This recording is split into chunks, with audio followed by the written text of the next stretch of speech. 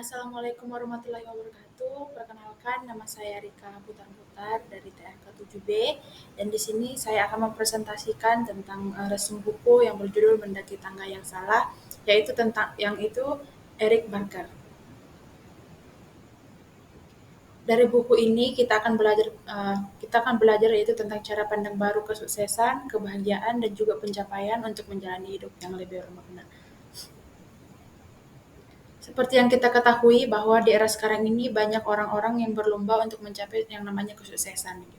Baik itu orang yang introvert maupun orang yang extrovert atau bahkan kesuksesan itu bisa didapatkan dari orang yang mudah menyerah. Apa sih yang benar-benar menghasilkan kesuksesan? Jika ditanya apa yang benar-benar menghasilkan kesuksesan, mungkin kita akan menjawab dalam beberapa hal kayak gitu ya. Jadi banyak yang beranggapan kalau kesuksesan itu bisa dari pencapaian atau bahkan kebaikan atau segala macam gitu. Tapi kita dapat menyimpulkan bahwa yang benar-benar menghasilkan kesuksesan itu yaitu niat yang ada atau niat 100% kayak gitu. Jadi jika kita punya plan atau kita punya pendapat apa yang benar-benar menghasilkan kesuksesan, semua itu tidak akan berjalan jika itu tidak ada niat. Dan kita juga akan belajar beberapa hal tentang buku ini, yaitu yang pertama itu, jika kita ingin sukses, haruskah kita bermain aman dan melakukan apa yang diperintahkan kepada kita? Dalam konteks ini, kita akan belajar tentang bermain aman versus dengan mengambil resiko. Ketika kita berbicara tentang kesuksesan, seringkali kita itu dihadapkan pada pilihan antara bermain aman atau mengambil resiko. Banyak orang yang merasa lebih nyaman melakukan hal-hal yang sudah terbukti berhasil atau seperti mengikuti aturan atau menjalani hari yang sudah ada. Namun terkadang bermain aman itu bisa membuat kita untuk terjebak dalam kehilangan peluang besar. Kita mengambil contoh bahwa jika kita itu hanya melakukan apa yang diperintahkan dan tidak berani mencoba hal baru, kita itu mungkin tidak pernah tahu seberapa besar potensi yang kita miliki. Mengambil resiko yang diperhitungkan seperti mencoba pekerjaan baru, belajar keterampilan baru, atau bahkan memulai usaha sendiri. Jadi kita bisa membuka pintu menuju kesuksesan yang lebih besar. Tentu saja mungkin resiko yang kita dapatkan itu besar gitu ya. Jadi perlu pikiran yang baik-baik. Tetapi kadang-kadang keberanian untuk keluar dari zona nyaman kita itu bisa sangat menguntungkan.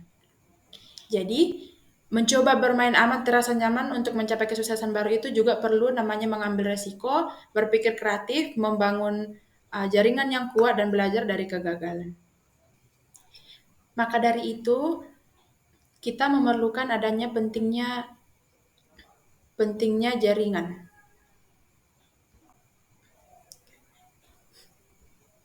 Pentingnya jaringan yang dimaksud di sini yaitu kita bisa membangun hubungan, kita bisa memiliki dukungan dan juga kolaborasi, dan juga kita bisa berbagi pengalaman dari orang-orang yang ada di sekitar kita seperti itu.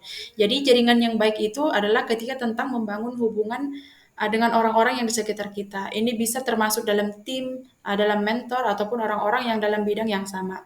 Jadi setiap hubungan itu bisa membuka pintu untuk kesempatan baru baik dalam karir maupun kehidupan pribadi kita. Selain dalam membangun hubungan, dengan memiliki jaringan itu kita juga bisa memiliki dukungan dan juga kolaborasi dan juga memiliki uh, bisa saling berbagi pengetahuan.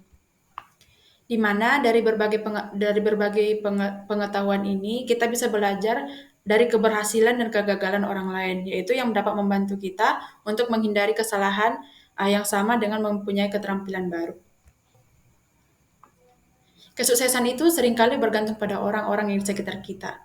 Yang membangun hubungan baik dengan orang lain itu bisa membuka banyak peluang. Sehingga kita itu bisa mendapatkan dukungan dan kolaborasi dan saling berbagi pengetahuan dan juga pengalaman. Yang selanjutnya itu ialah belajar dari kegagalan. Kegagalan itu ialah bagian alami dari proses belajar. Ketika sedang mengalami kegagalan, kita memiliki kesempatan untuk merefleksikan apa yang salah dan mencari cara untuk memperbaiki. Dengan itu, dengan adanya kegagalan dapat mengubah perspektif diri kita, yaitu membangun kepercayaan diri dan mendorong inovasi. Bagian yang kedua itu ialah apakah orang yang baik hati adalah orang yang terakhir kali mencapai garis finish? Apakah orang yang baik hati adalah orang yang terakhir kali mencapai garis finish? Pernyataan ini termasuk pertanyaan benar dalam beberapa konteks, tetapi tidak selalu. Kita akan belajar tentang kebaikan dan kerjasama. Orang yang baik hati itu seringkali lebih fokus pada membantu orang lain daripada hanya mengejar tujuan pribadi. Contohnya itu dalam sebuah perlombaan. Mereka mungkin uh, seringkali kita itu hanya bertujuan untuk mengejar tujuan pribadi. Dalam perlombaan itu, mungkin ada yang orang berhenti untuk membantu temannya yang terjatuh atau saat memberikan dukungan kepada orang lain. Ini menunjukkan nilai kebaikan meskipun bisa berarti mereka itu tidak sampai ke garis finish dengan tepat. Yang kedua itu ialah keberhasilan yang berbeda. Keberhasilan yang berbeda ini maksudnya ialah kesuksesan itu tidak selalu diukur dari seberapa cepat kita mencapai tujuan.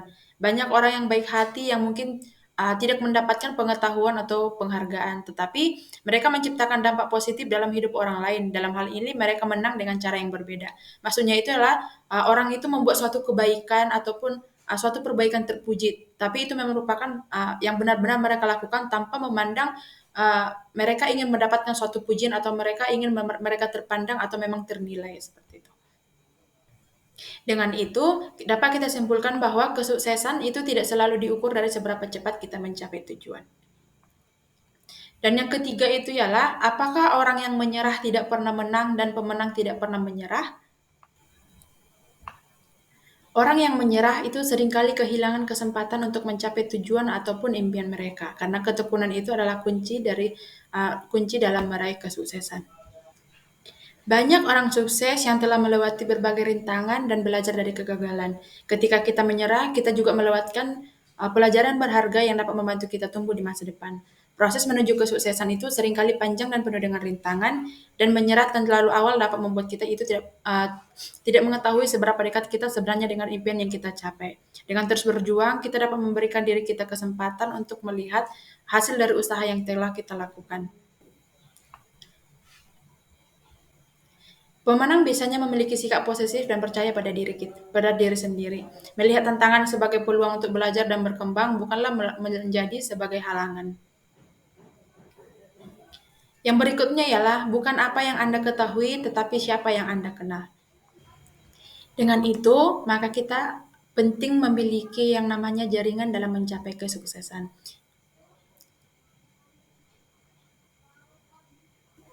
Dengan kita memiliki jaringan, maka koneksi yang baik maka kita memiliki koneksi yang baik dan dapat memberikan akses ke informasi, baik itu dalam dukungan ataupun peluang yang mungkin yang tidak akan kita temui pada diri kita sendiri.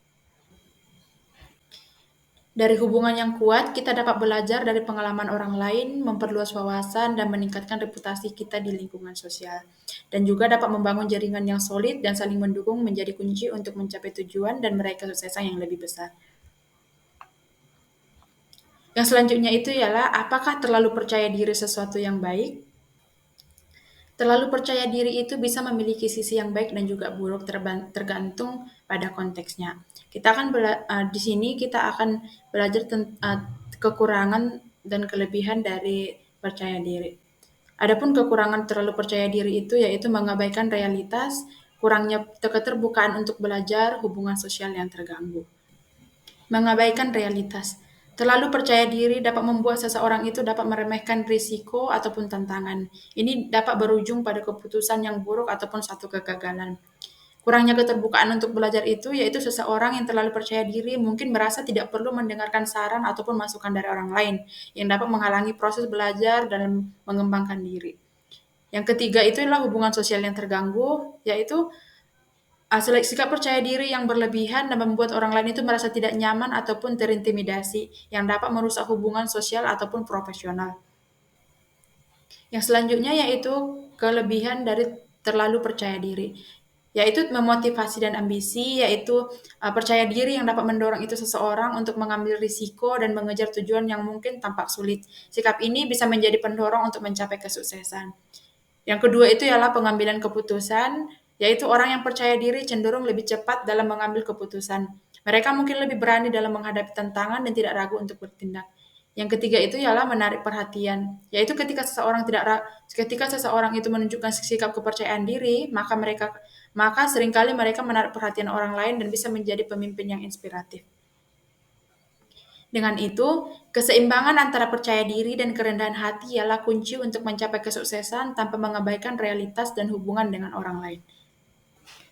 Dan poin yang keenam dan terakhir adalah kerja atau keseimbangan kerja dalam hidup.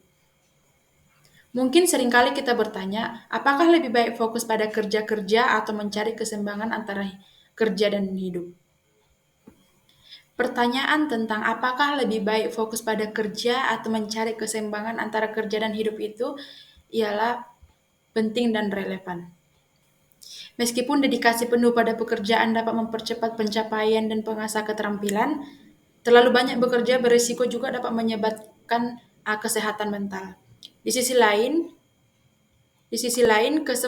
keseimbangan antara kerja dan hidup itu sangat penting untuk kesehatan fisik dan mental serta dapat membangun hubungan sosial yang kuat.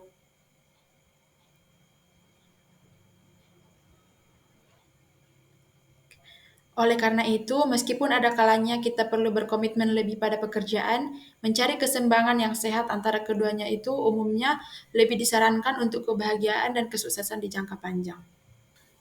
Dengan ini, kesimpulan yang dapat diambil dari buku yang berjudul Mendaki Tangga yang Salah oleh Eric Barker ialah kesuksesan itu tidak hanya dari kerja keras, tetapi faktor lain seperti hubungan sosial dan ketekunan juga itu sangat penting. Yang kedua yaitu pentingnya jaringan, yang dimana memiliki jaringan yang kuat itu dapat membuka banyak peluang. Yang ketiga, belajar dari kegagalan, yaitu kegagalan adalah bagian dari proses yang membantu kita untuk tumbuh. Yang selanjutnya ialah pemahaman diri. Pemahaman diri yaitu mengetahui nilai dari tujuan pribadi membantu dalam meraih kesuksesan. Yang selanjutnya yaitulah pendekatan yang beragam, yang dimana tidak ada satu orang yang benar-benar untuk mencapai tujuan. Setiap orang itu perlu menemukan metode yang sesuai dengan diri mereka sendiri. Dan yang terakhir adalah berpikir krisis tentang kesuksesan, yaitu kita itu didorong untuk merenungkan definisi dari strategi kesuksesan yang kita miliki sendiri. Cukup sekian presentasi saya untuk meresum judul buku tersebut. Di akhir kata, saya ucapkan terima kasih.